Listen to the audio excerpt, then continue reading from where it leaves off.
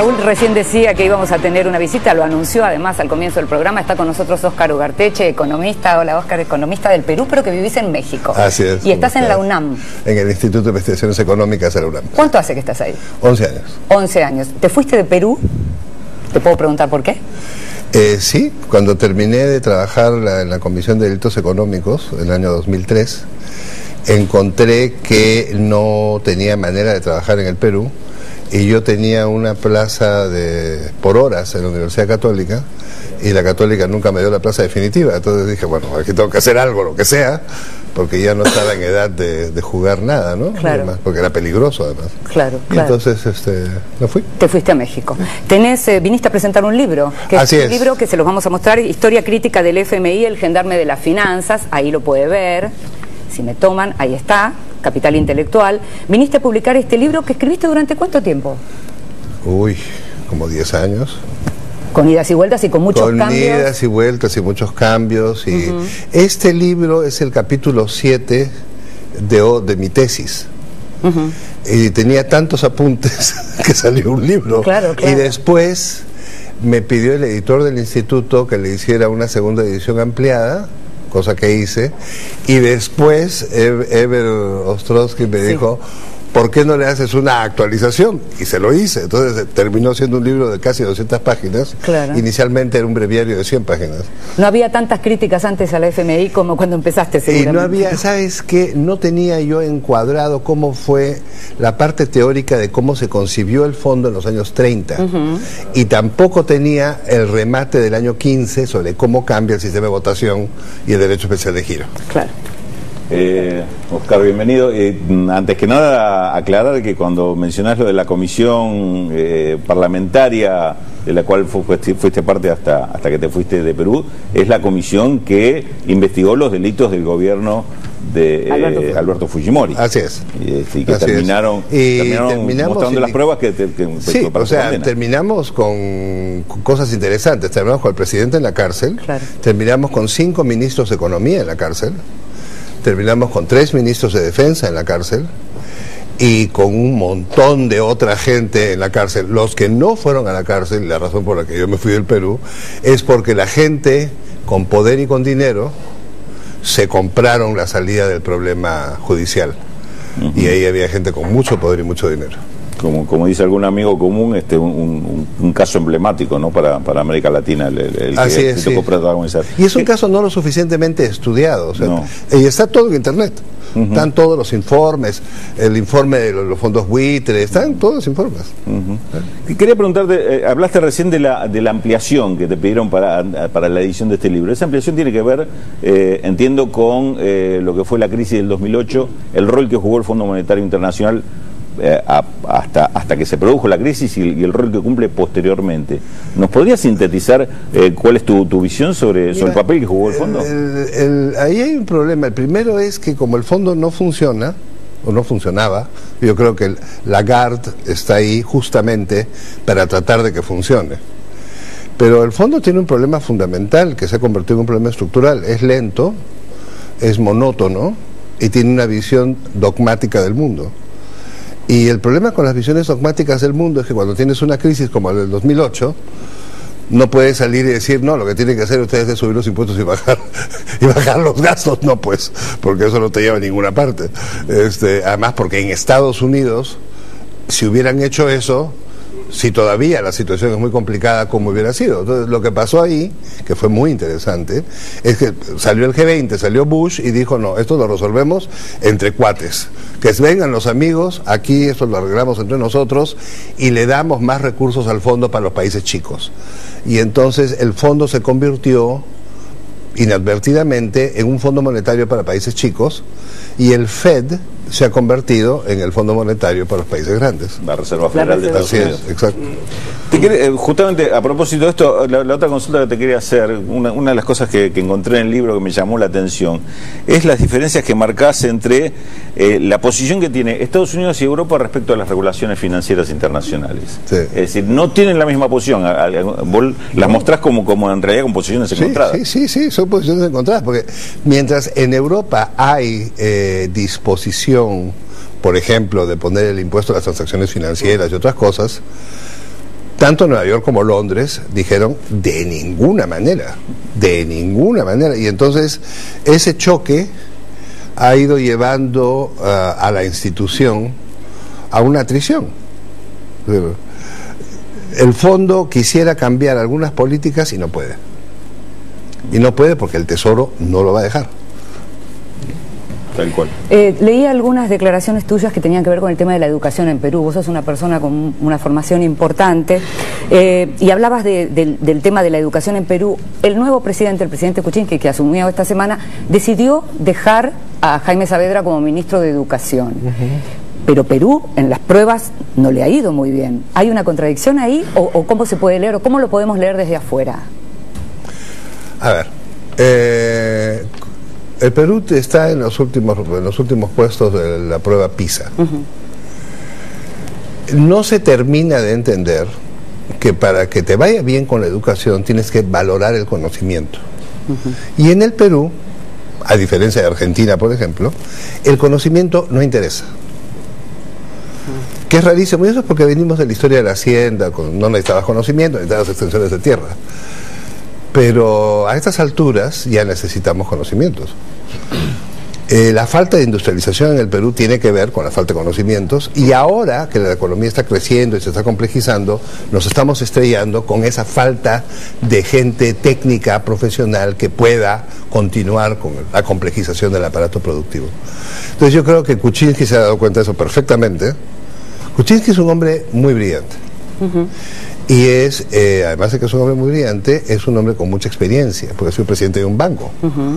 Y además es del que escribió el libro que sirvió de semilla para el consenso de Washington. Entonces, él tiene una visión clarísima sobre lo que camina y lo que no camina, y cómo camina y lo que se necesita y no.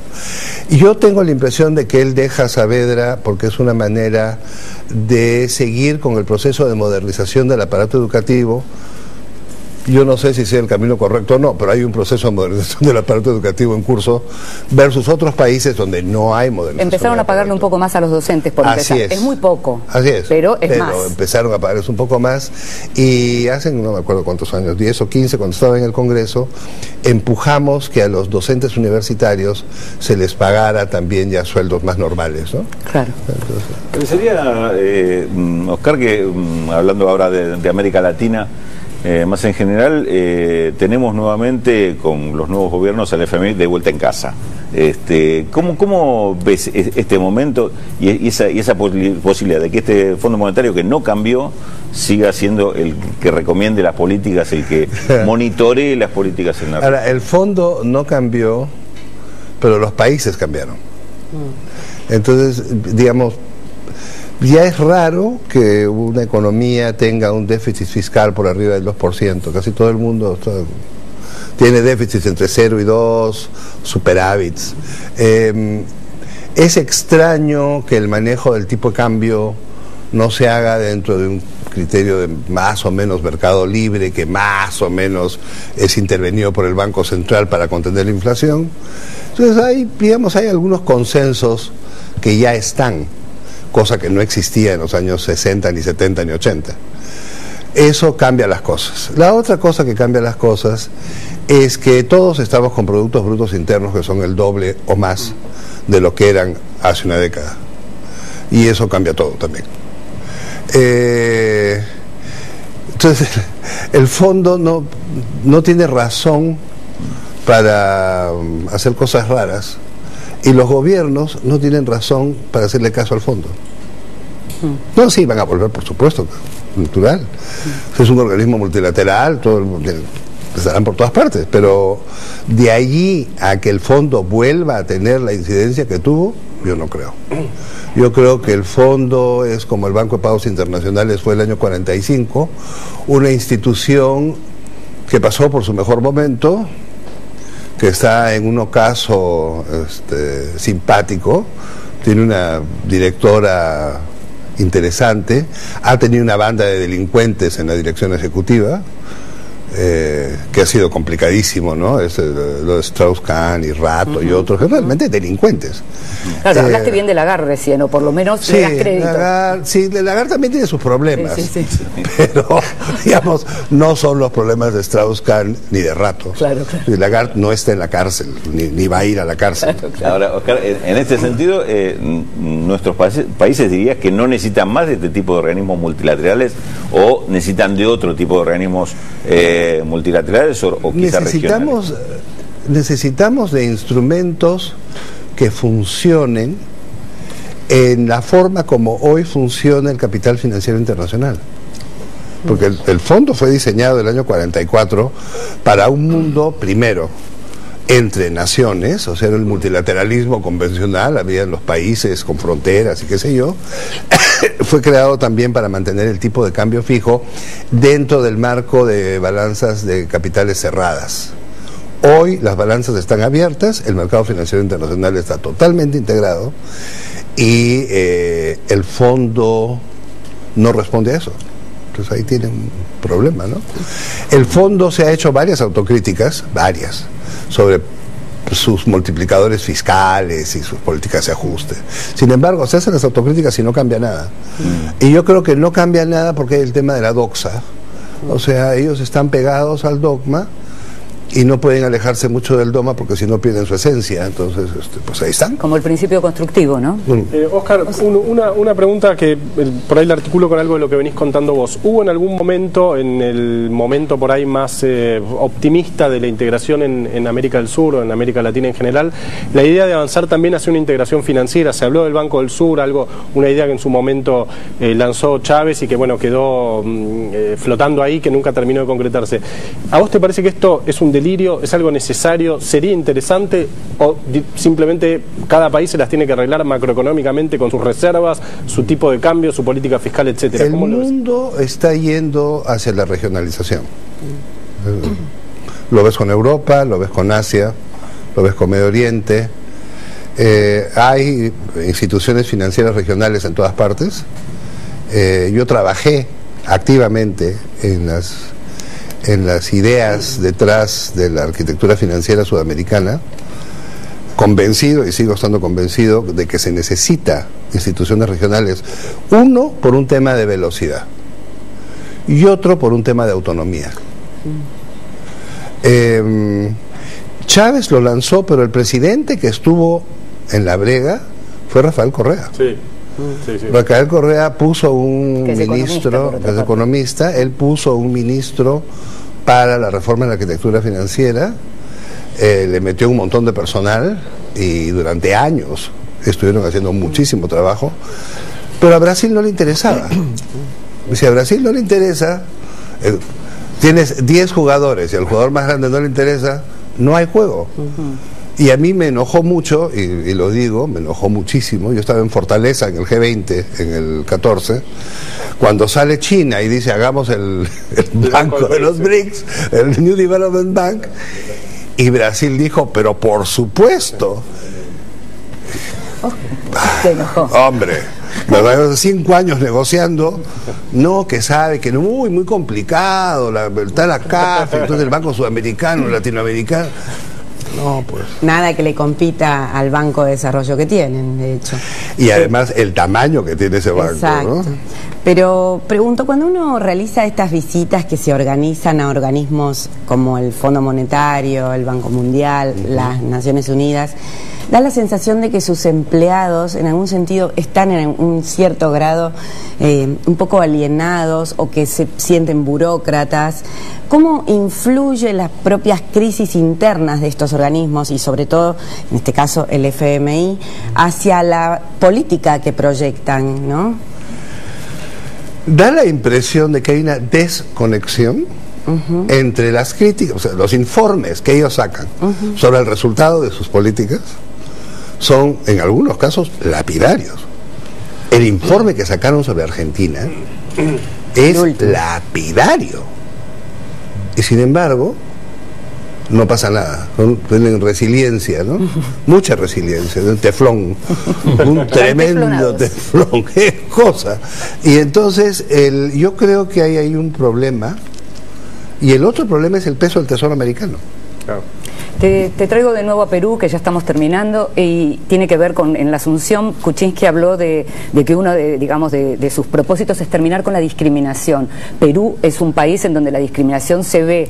Va a haber el 13 de agosto una marcha de las mujeres, el Ni Una Menos peruano, por ejemplo, en donde el tema del machismo es un tema muy importante, el tema de la discriminación de los blancos hacia los indígenas y mestizos también.